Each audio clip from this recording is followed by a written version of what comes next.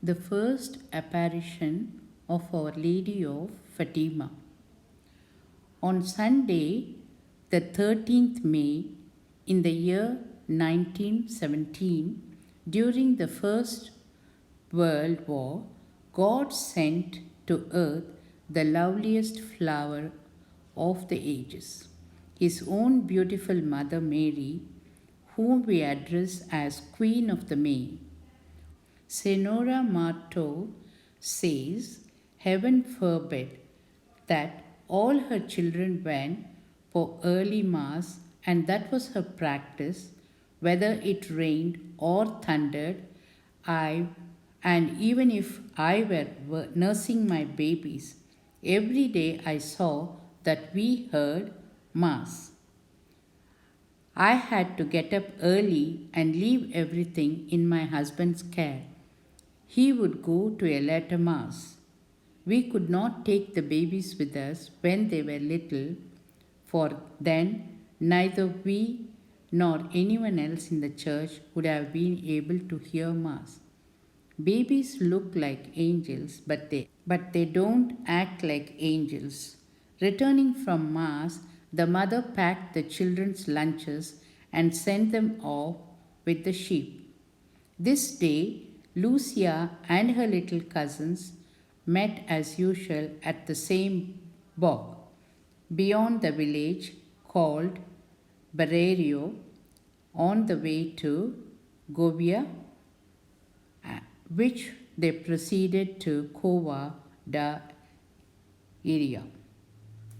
Because the ground was rocky and filled with so much brush, they crossed it very slowly. It was almost noon before they reached their chosen spot. When they heard the church bell summoning the people to the last Mass, they knew it was time for lunch.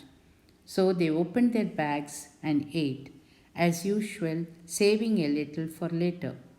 Their meal finished, they spent through their rosary and then chased the sheep up the hill. Their game today would be making castles out of the rocks. Francisco was the mason and architect. Lucia and Jacinta gathered the stones. When they were thus busily intent upon their building projects, a sudden bright shaft of light pierced the air. In their efforts to describe it, they called it a flashing light. Frightened, they dropped their stones, looked first at each other, then at the sky, which was clear and bright, without the least spot of a cloud. No breeze stirred the air. The sun was shining strong. Such perfect weather belied this flashing of lightning, the forerunner of a storm. The children decided that they had better start for home before it rained. Quickly they gathered the sheep and started down the hill. Halfway down, just as they were passing a tall oak tree, another shaft of light split the air.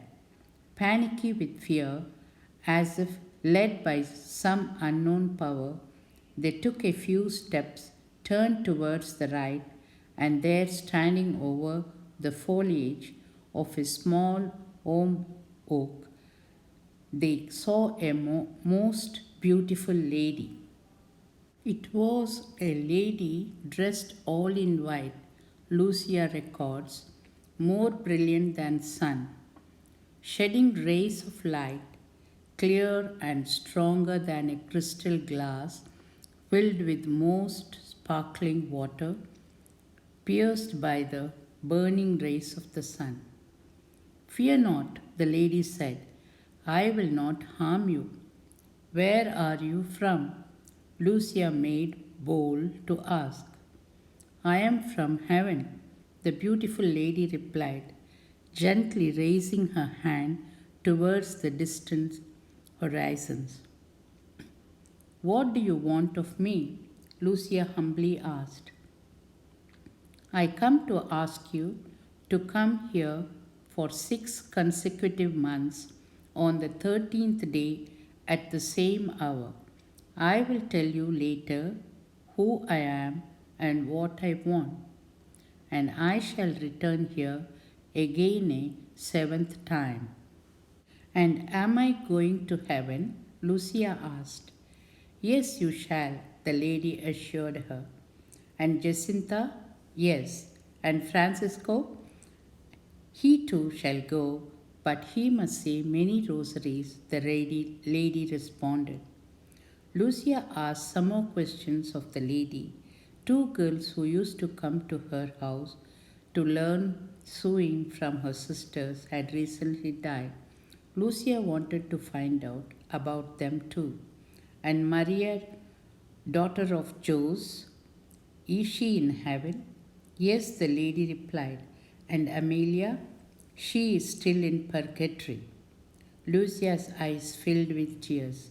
How sad that her friend Amelia was suffering in the fires of purgatory. Then the lady said to the children, do you want to offer yourselves to God to endure all the sufferings that He may choose to send you as an act of reparation for the sins by which He is offended and as a supplication of the conversion of sinners? Promptly, Lucia responded for all the three, yes, we want to. Then you are going to suffer a great deal, the lady promised, but the grace of God will be your comfort. As she pronounced these words, the lady opened her hands and shed upon the children a light, highly intense light that was as if it were a reflection shining from them. This light penetrated us to the heart, Lucia reported, and it's very recessive and allowed us to see ourselves in God, who was that light, more clearly than we see ourselves in the mirror. Then we were moved by an inward impulse, also communicated to us, to fall on our knees while we repeated to ourselves, O most Holy Trinity, I adore Thee, my God, I love Thee in the most blessed sacrament. Again, the lady spoke to them, say the rosary every day to bring peace to the world and end of the war. She began then to elevate herself serenely, Lucia said, going in the direction of the east until she disappeared in the immensity of space, still surrounded by a most brilliant light that seemed to open a path for her through the myriad galaxies of stars. The children stood riveted to the spot for some time, their eyes fastened on the skies, where they last saw the lady. Gradually, they returned to themselves, and looking around for the sheep, they found them grazing upon the sparse grass under the shade of the oaks.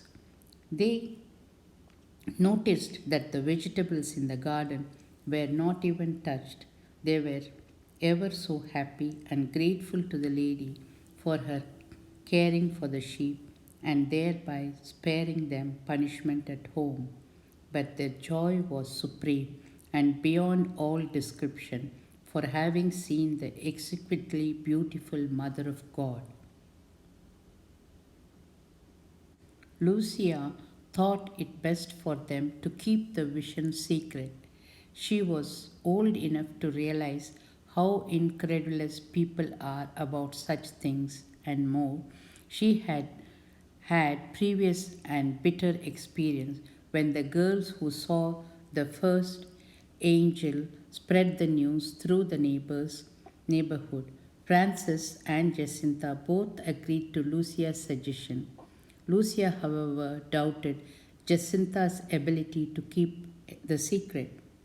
Lucia warned Jacinta, telling, you won't breathe a word even to your mother. I won't tell anyone, said Jacinta.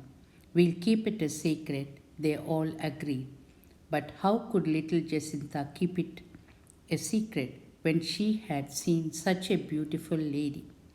When Lucia reached home, she said not a word to anyone about the heavenly visitor.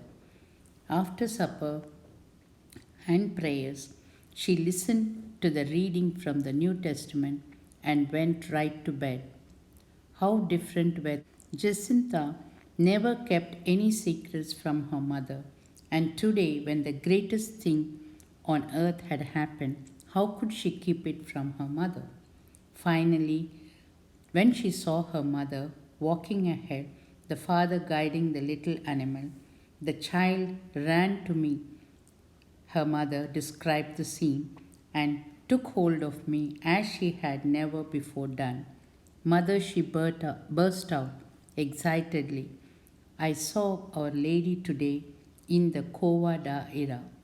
My, I said, don't tell me. You must certainly be a good little child to see Our Lady.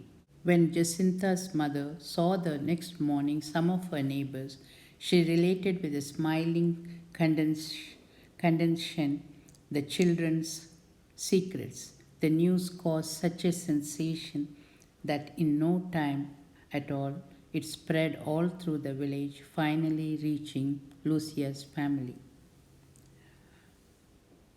I have heard people talking, saying that you saw Our Lady at the Kova.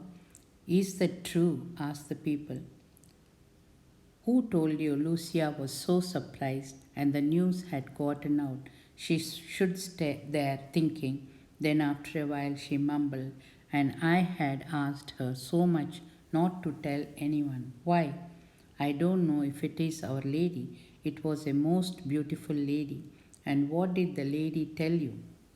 She wanted us to go to the Kova for 6 months without interruption, and then she would say who she is and what she wants.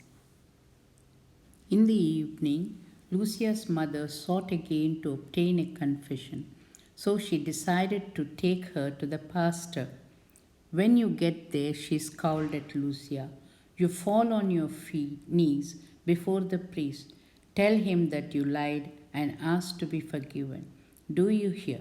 I don't care what you think. Either you clear things up now, admit that you lied, or I will lock you in a room where you won't ever again see the light of the day.